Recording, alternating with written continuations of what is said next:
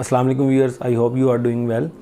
आप सब लोग जो हैं मोबाइल फ़ोन यूज़ कर रहे हैं और आप लोगों के पास कोई ना कोई स्मार्टफोन होगा और आप इस स्मार्टफोन को ख़रीदने के लिए मार्केट में ज़रूर गए होंगे। जब भी हम मार्केट में कोई फ़ोन ख़रीदने जाते हैं तो हमारे पास जो है वो डिफरेंट ऑप्शंस आते हैं। अगर मैं उन ऑप्शंस के नाम लूँ तो हमारे पास ओप्पो, वीवो, सैमसंग, इसके अलावा रियलमी, इसके अलावा अगर हम देखें तो इन्फिनिक्स है, आईटेल है। ये कुछ ऑप्शंस हैं जो हमें मार्केट के अंदर नज़र आते हैं। लेकिन अगर हम ओवरऑल बात करें तो जो मेन हमें बिल बोर्ड्स की बात करें मार्केट्स के अंदर वो नज़र आ रहे होते हैं वो ओप्पो या वीवो के ही नज़र आ रहे होते हैं।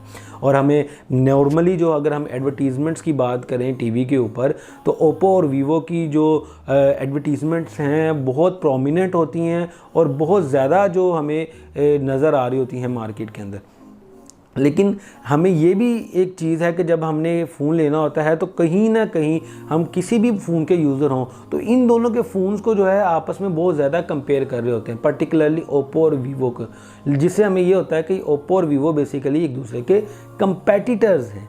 लेकिन अगर मैं आपको ये बात कहूँ कि ओप्पो और वीवो को बेसिकली एक ही कंपनी ओन करती है, यानी एक ही कंपनी इन दोनों ब्रांड्स की मालिक है, तो ये कहना गलत नहीं होगा। जी हाँ, बिल्कुल ऐसे ही है कि बीबीके इलेक्ट्रॉनिक्स बेसिकली एक चाइनीज़ कंपनी है जो कि इन दोनों का जो ब्रांड्स हैं इनकी मालिक है। यही नहीं, इसके अलावा इस कंपनी के दो और ब्रांड्स हैं जिनको आप ज़रूर जानते होंगे।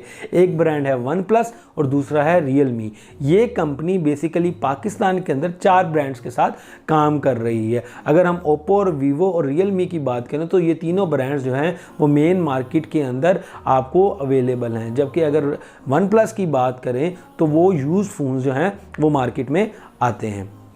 अब सोचने की बात यह है कि जिस तरह से सैमसंग अपने पर्टिकुलर ब्रांड नेम के साथ मार्केट के अंदर इन है और अपनी प्रोडक्ट्स को सेल आउट कर रहा है, तो ये बीबीके इलेक्ट्रॉनिक्स ऐसा क्यों नहीं कर रही? इसको एक ब्रांड की बजाय 4 ब्रांड्स बनाने की क्या ज़रूरत पड़ी है? तो यहीं पे बेसिकली आपको मैं बताऊं मल्टी ब्रांड स्ट्रेटजी आती है जो कि बहुत सक्सेसफुल रही बीबीके इलेक्ट्रॉनिक्स की, जिसकी वजह से बीबीके इलेक्ट्रॉनिक्स ने ओवरऑल मार्केट में जो दूसरे कंपेटिटर्स हैं उनको compete किया, ना कि सिर्फ पाकिस्तान में, चाइना में, इंडिया में, यूरोप में और ऑल दो बहुत से गल्फ़ कंट्रीज़ के अंदर।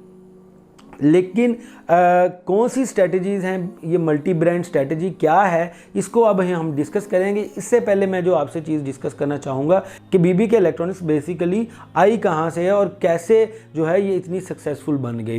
BBK electronics basically Chinese company है जो कि 1995 में फाउंड हुई। इसका मेन काम जो है वो इलेक्ट्रॉनिक प्रोडक्ट्स को बनाना था जिनके अंदर ऑडियो विजुअल, कम्युनिकेशन चैनल और इलेक्ट्रॉनिक प्रोडक्ट्स शामिल थी। अगर हम 2004 की बात करें तो ये वो साल था जिसमें बीबीके इलेक्ट्रॉनिक्स ने अपना पहला स्मार्टफोन लॉन्च किया जिसका नाम ओप्पो था।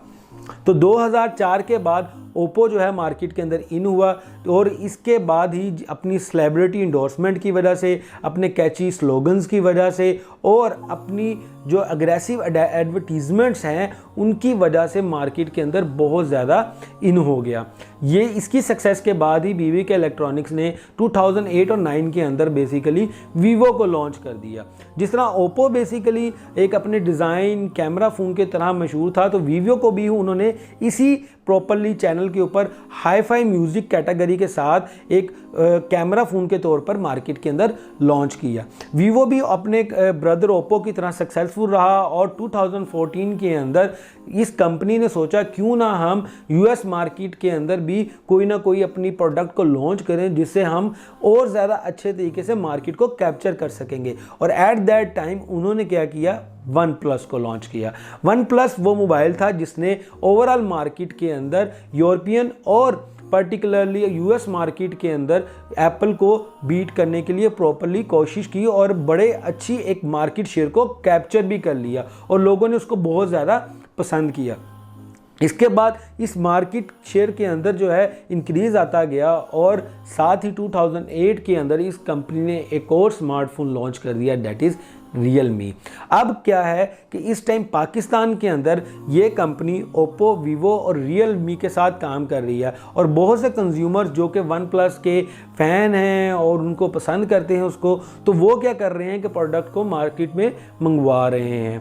तो बेसिकली वो प्रोडक्ट तो आ रही है। इसके अलावा भी एक ब्रांड है जो कि वीवो सब्सिडरी में आता है लेकिन पाकिस्तान के अंदर एग्जिस्ट नहीं करता, IOOQ, तो हम उसको यहाँ डिस्कस नहीं करने जा रहे। अब हम डिस्कस करने जा रहे हैं मल्टी ब्रांड स्ट्रैटेजी को, कि ये कंपनी मल्टी ब्रांड स्ट्रैटेजी को क्यों यूज़ कर रही है। अच्छा, आप लोगों ने अपने घर में डिटर्जेंट्स यूज़ करते होंगे, तो नॉर्मली अगर हम डिटर्जेंट्स बाय करने जा रहे होते हैं तो हमारे पास बहुत से ऑप्शंस आ रहे होते हैं। इनमें अगर मैं ऑप्शंस में बात करूं तो आपके सामने बोनस भी आ रहा होता है, एक्सप्रेस भी आ रहा होता है और ब्राइट भी आ रहा होता है। अगर मैं कहूं कि ये तीनों ब्रांड्स भी एक ही कंपनी के हैं, यानी कोलगेट पामोलिव के, तो ये भी गलत नहीं है। इसी तरह आप अक्सर साबुन लेने जा रहे हैं तो आपके सामने लक्स आ रहा है, डव आ रहा है, और इसी के साथ अगर हम बात करें तो लाइफबॉय सोप भी आ रहा है। तो ये तीनों भी एक ही कंपनी के हैं, यानी कि यूनिलीवर पाकिस्तान के। तो लेकिन ये डिफरेंट कंपनीज मल्टी ब्रांडिंग की तरफ जाती क्यों हैं, मेन हमारा क्वेश्चन आज का ये है। तो ये मैं बताता जाऊं कि 3 मेन रीजंस हैं जिनकी वजह से ये कंपनी मल्टी ब्रांड स्ट्रेटेजी की तरफ जाती हैं। अगर फर्स्ट पोजीशन की बात करें तो दैट इज सेगमेंटेशन। बिल्कुल सेगमेंटेशन। आप सेगमेंटेशन क्या चीज़ है कि आप क्या करते हैं, डिफरेंट ग्रुप्स में एक पर्टिकुलर जो मेन आपके कंज्यूमर्स हैं उनको डिवाइड कर देते हैं based on their characteristics.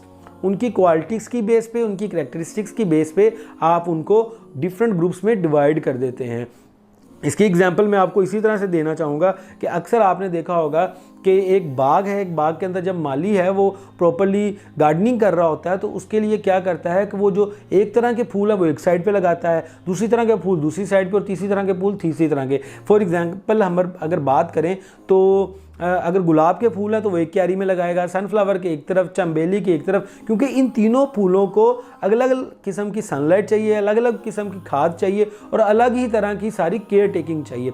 Same like that marketer भी यही काम करता है, क्योंकि हर जो कंज्यूमर है उसकी डिमांड डिफरेंट है। फॉर एग्जांपल मैं अपनी बात करूं तो अगर मैं फ़ोन की बात कर रहा हूं तो हो सकता है मेरे लिए जो है वो एक camera phone, selfie camera phone जो है वो बहुत बेटर ऑप्शन होगा। हो सकता है किसी और के लिए वो वाला फ़ोन ज़्यादा अच्छा ऑप्शन हो जो कि डिज़ाइन के अंदर, लुक के अंदर बहुत अच्छा है। तीसरे पर्सन के लिए ये फ़ोन ज़्यादा अच्छा हो जो कि प्राइस के अंदर कम है। तो इसी तरह इन रिक्वायरमेंट्स को पूरा करने के लिए कंपनी क्या करती है, डिफरेंट प्रोडक्ट्स लॉन्च करती है और डिफरेंट ब्रांड्स बनाती है।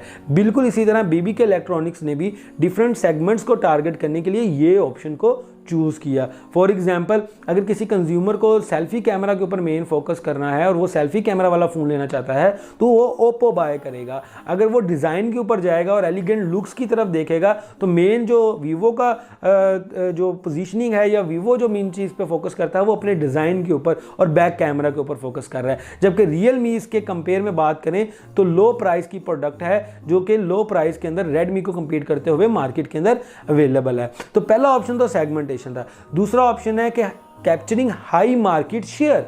हाई मार्केट शेयर को कैसे कैप्चर करना है? फॉर एग्जांपल आपको मैं पाकिस्तान की ही एग्जांपल देता हूं।